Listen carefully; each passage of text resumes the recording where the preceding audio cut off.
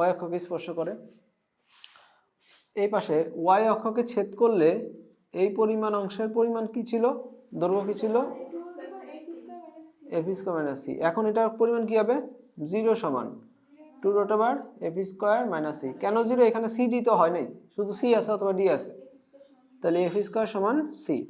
আবার ভুজ কোটি চিন্তা করো, এইচ কে, এই যে এইচ সমান আর, আর এটা হলো কে, তাই না? তাহলে ভুজ সমান আর, তাই না? ভুজ সমান আর ব্যাসার্ধ। তাহলে ওয়াই অক্ষকে, সুতরাং বৃত্তটি ওয়াই অক্ষকে স্পর্শ করলে কি হবে, এফ স্কয়ার সমান সি এবং